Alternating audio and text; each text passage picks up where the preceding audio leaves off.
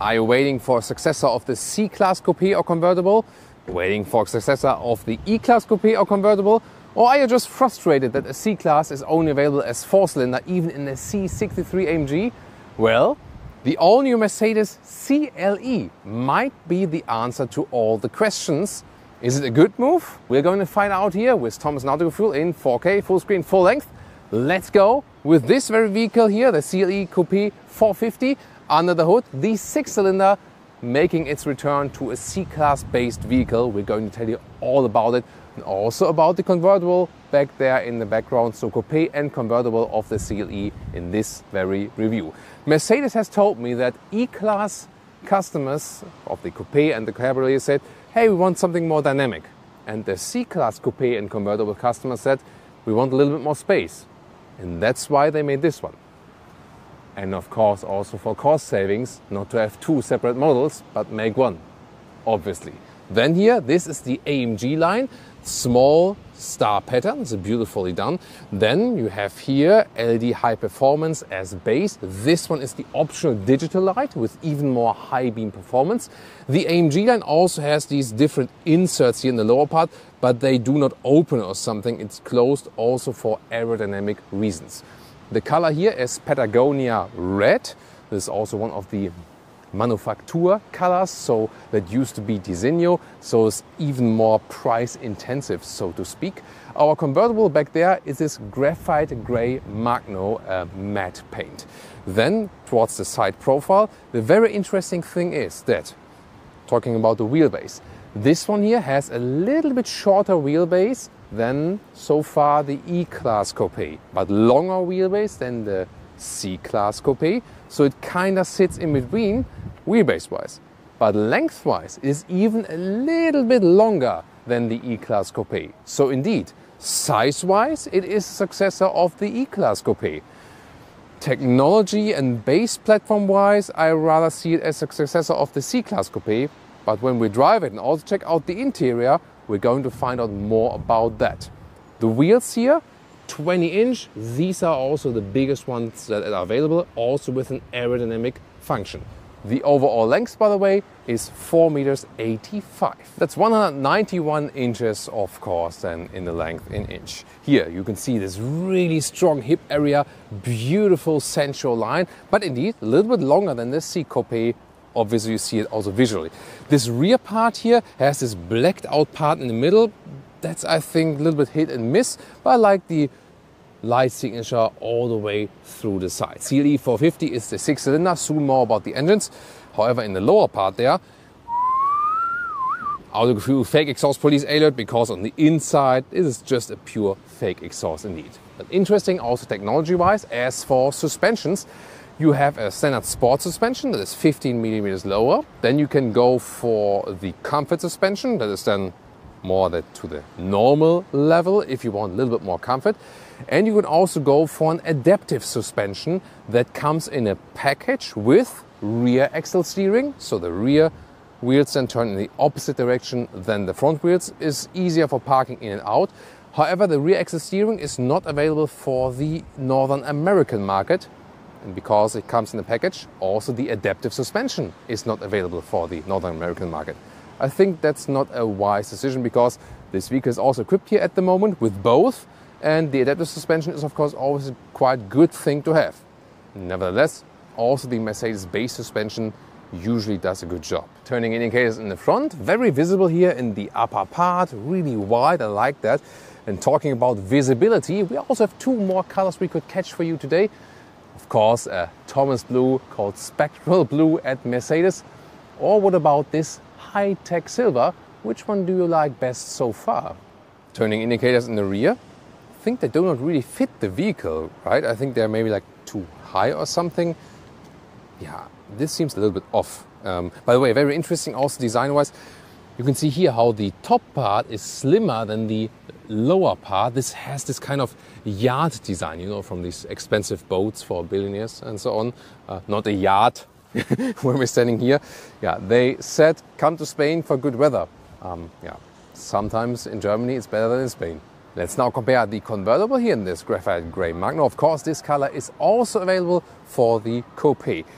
As for the roofline, I think it also looks beautiful when it's closed. It doesn't come that close to the Coupé. I think the Coupé closed is still more beautiful, but I also love Cabriolet. So I think design-wise, both Coupé and Cabriolet are very well done. So hats off to Mercedes for that from the exterior design. This roof here, by the way, in black, red or grey, so 3 different colors are available. And you can also remotely open it with this key fob here when you're standing on the outside. So that is possible. You just have to be close enough to the vehicle. Let's take it that way. And let's see how fast it goes. You can also check out then the time code in the YouTube video player below. The convertible now comes then with a comfort package that includes the neck heater, the air scarf and the air cap system. So when I activate it, you can see it goes up in the front, and there's also a small wind deflector going up in the rear or disappearing again. And this is especially good when you're driving convertible with 4 people inside, because then you don't need a standard wind deflector. However, it is still available, and I would also recommend that. A standard huge wind deflector there behind me is the best thing for a convertible, and you can even combine both systems when you have this one put up plus the big wind deflector if you want the least wind possible. Now it's done again, we can leave the top open. Difference here in the rear of the convertible, the third braking light is integrated in this chrome strip here, whereas it's of course behind the glass then in the Coupé. And also the speaker integration here, very visible with this optional Burmester sound system. And by the way, another color, I have one more convertible for you in Alpine Grey, also a pretty cool color, isn't it? This is the key fob, really good in the quality, I like that. Then door closing sound is okay, I would say, considering it's frameless. And you can see also some actions here of the seat belt reacher. When you have the ignition on, then the seat belt reacher is also going back and forth. Inside of the doors, this is all Artico leather red. Really nice design, super clean indeed. I also like this surface here as for, you know, the haptics and so on, and it looks cool. However, when the sun is directly going on there, then it is also blinding for the driver. The previous generation controls did have haptic feedback here for the seat control. That was what I preferred. They look again clean, but no real feedback for that. Cooled and heated seats are available for different seat materials, for the animal skin, but also for the Artico. This here would be animal skin, but you can get the same colors also in an animal-friendly leather red. And there's also a microfiber, the so-called micro cut available. That one actually offers more comfort because the material is softer. It's also available in the US, and both for the Coupé and the convertible. We have it here, for example, in the convertible. So when I have to go inside here, to show off the seats in the review is always a little bit trickier then, because then you have to reach over for the seat controls here. And to me, the biggest problem of this vehicle is really the seating comfort, especially here with the animal skin seats, because it's stiffer. And I think the ergonomics, this is where Mercedes has been lagging behind against its competitors really lately, that the other ones have just better seat ergonomics, just from the base form of the seat. Here with 189 or 6'2", is really close already to the head, so for headroom wise, and just the base ergonomics are not good for long-term comfort. So I can really urge you, A, the Artico is a little bit softer, and B, the best choice for the Coupé and the convertible is when you go for the AMG line, it automatically comes with the microfiber seats. They will deliver the best comfort still for this vehicle. The Coupé can be equipped with this fixed glass roof. There is also a shade available. So I had to turn on the ignition first. There we go. So when it's really, really hot, close this shade. But good thing is, of course, that for this very model, we also have the real convertible. 5, 7 or here 16 speakers for the Burmester sound system. These are the 3 possibilities. Then we have the air vents here in a very nice turbine style with nice clicking sounds. I love this wooden deco element. I would go for that one because it doesn't catch so much fingerprints and so on. Because in the middle part here is a lot of high gloss black that's also blinding and scratches and fingerprints and so on. Interior cockpit overview, 11.9-inch digital instruments, 12.3-inch infotainment system here in this vertical integration. Definitely like we know from the C-Class, so you can see this platform brother or sisterhood, definitely. Lower middle console, slide this one open, then inductive charging bay, 2 USB-C chargers, and these cup holders. However, heavier bottles, they don't really hold tight that much. And then you have this nice split opening here of the armrest with more chargers.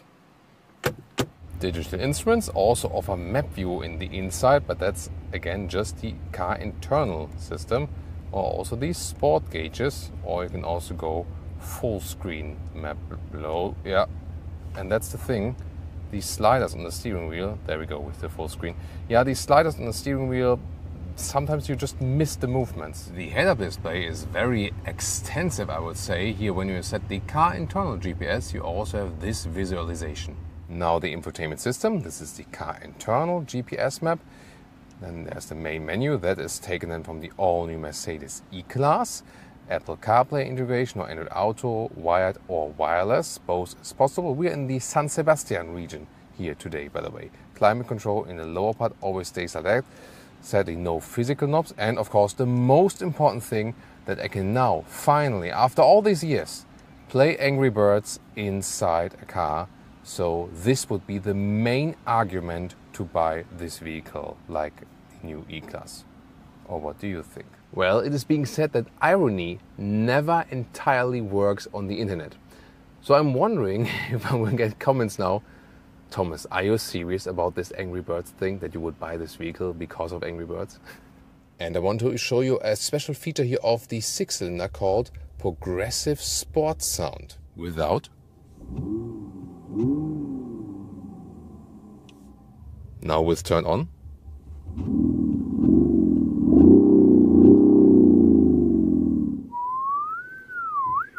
Well, I think this is a case for the, wait for it, Autogefühl fake sound police. So after the fake exhaust police, now we will obviously need the fake sound police.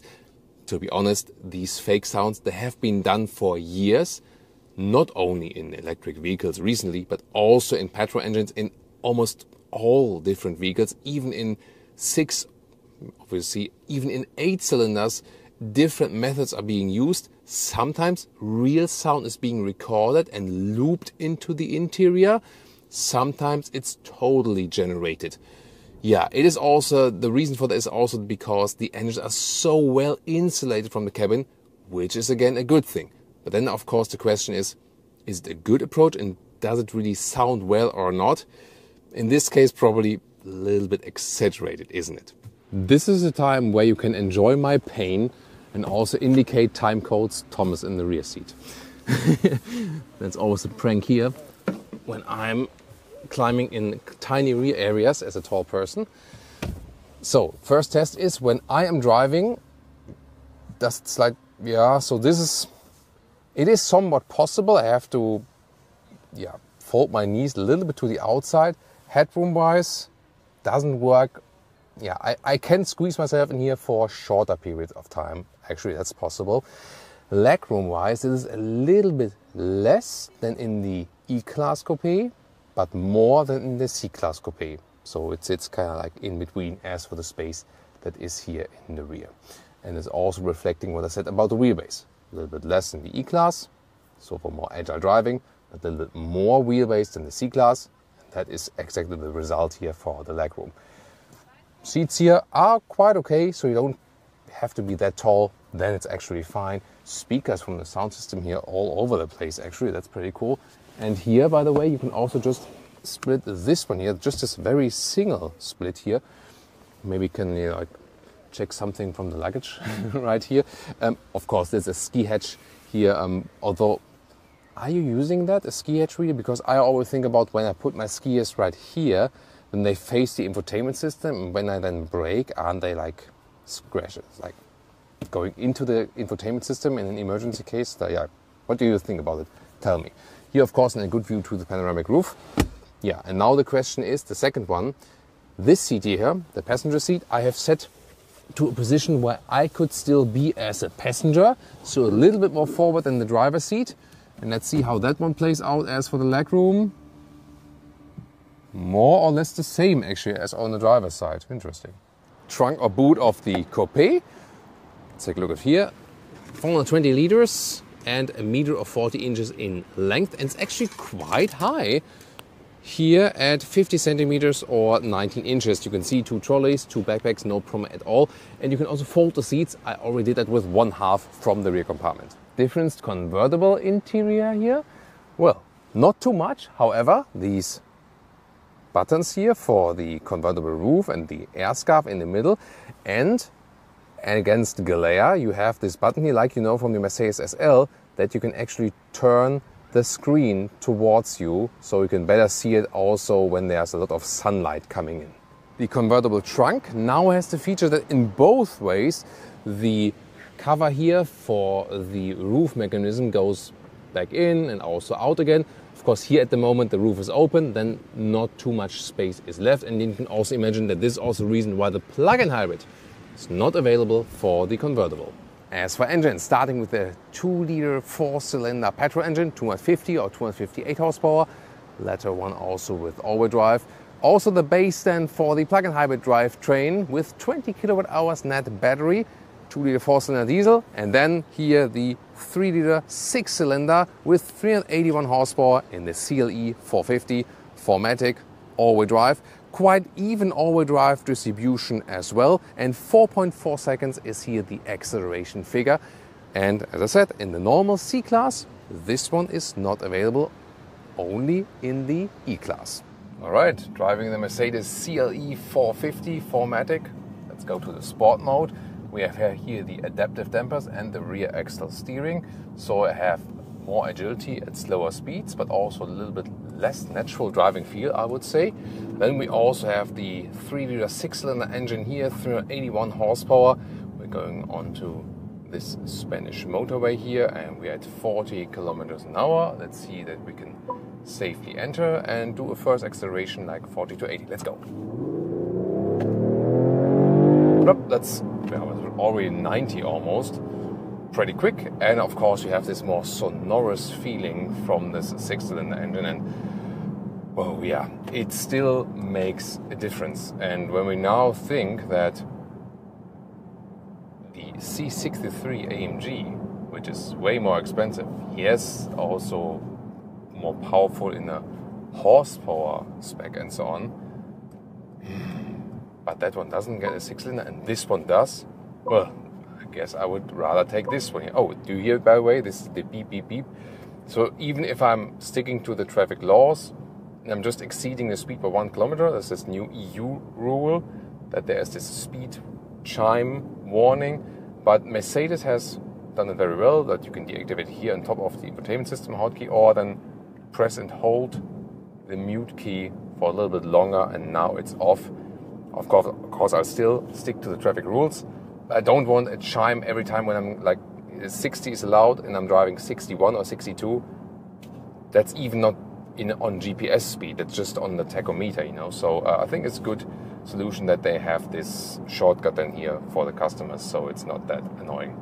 Also, when you are in the normal driving mode, like comfort mode, then the 6-cylinder just brings a little bit more calmness and yeah, just this, you know, like this culture of, you know, of the engine inside. So it's also more fun when you don't use all the power. And of course, also sound-wise, it makes a difference.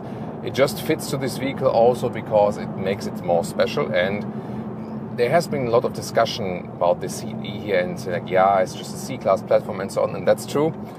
But then the 6-cylinder thing makes it more special than you only get it in the E-Class, for example, not for the C-Class anymore, as for the normal versions. Here on the motorway at 120 kilometers an hour, it's really very silent, so excellent noise insulation. 120 kilometers an hour, like 70 miles an hour. You can also set the cruise control here. It also has an active lane keeping assist. Let's see when it, just make room for the truck there. So here we go. Now there we go. When you see these green arrows, now the active lane keeping assist is active, and there it's being kept in the lane in a very, very smooth way. So very good elaborated assistance systems. There's also blind spot monitor inside, for example.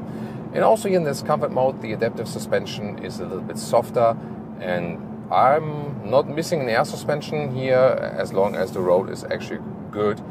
And we know that suspension that Mercedes is building, they're usually very good both in comfort and sportiness and also in this compromise. Yeah, one tricky thing here, told you that earlier, that on the US market, which will still be the most important market for this vehicle, you will not get the adaptive suspension and the rear exit steering. When you have wider roads and so on, I think you can live without the rear exit steering, yes. And rear exit steering is also pro and con. As I said, it's more agile at lower speeds and also really helps when parking in and out. Yet again, it can create a feeling of a little bit less natural driving feeling because the rear moves a little bit more. That's really personal preference. But that they don't offer adaptive suspension, yeah, because that's like a pack together. Why did I do this move here? Want to look in there? So that's a pack together. Yeah, but I think they should offer the adaptive suspension then as a single option on the US market. However, the normal sport suspension or comfort suspension will also be fine. I would actually rather go for the comfort suspension because the fixed sport suspension might be a little bit too rough if you want to rather use it for cruising and so on. But here, the overall handling of the car feels pretty sophisticated, and yes, it does feel more sophisticated than the C-Class. That was also one of the core things here to consider. Remember, wheelbase is a little bit shorter than with the E-Class, or with the previous E-Class Coupé, to be precise, but longer than with the current C-Class. And you feel that this vehicle is somewhat in between. However, you do feel the platform similarities. So it is definitely closer to a C-Class than to an E-Class. You also feel that. But you also feel somewhat this in-between character, especially since we have this 6-cylinder here. Let's do some more dynamic driving. Yeah, nice, very subtle sound feedback from that 6-cylinder. It is not that loud actually. Also when you stand on the outside, you heard that. It is really not loud at all. Of course, that's the European version with the OPF, the auto particle filter. Listen and repeat, auto particle filter. So it's the particle filter for the petrol engine. So in the US versions, it will sound better, definitely. What's also interesting here in the settings, you can also add then the progressive sound, of course, while driving. That's what it's meant to be. You heard it in a static way, and here in this dynamic way then. So let's see. Yeah, you also hear that it sounds a little bit better when you're already driving. Then it's not as artificial as I would apply it in a static way. But it doesn't match the real 6-cylinder feeling and vibrations and so on you would usually hear. You know what I mean? So you still somewhat feel it's artificial. So I'm not really sure if it helps that much. But I mean, you can turn it on, you can turn it off. So it really depends on if you like it or not. The all-wheel drive distribution here, by the way, it's here quite wet now, so all-wheel drive can help in some slippery situations. Of course, only when accelerating out. Never mistake that all-wheel drive helps you in corners as for, more grip or something. That doesn't make any sense. So when you have the all-wheel drive version here, the distribution is quite equal. So there's not a heavy rear bias. And usually we have that with other competitors, and I also feel when you do a sporty car, the all-wheel drive should actually have a rear wheel bias, I feel, so wow. Yeah, but it's still quite nice. So tell me what you think here while driving, if you think here the sound feedback is actually a little bit better than when we heard that just aesthetically. I really found very cool that they worked on that steering input here. That's really cool.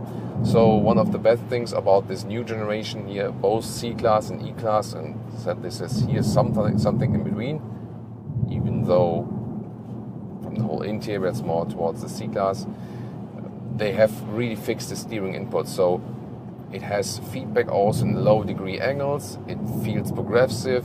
It feels very sporty, super crisp and direct. And never would have thought that here the Mercedes steering is clearly better than the BMW competitors, for example. Audi is also very good in the progressive steering, definitely.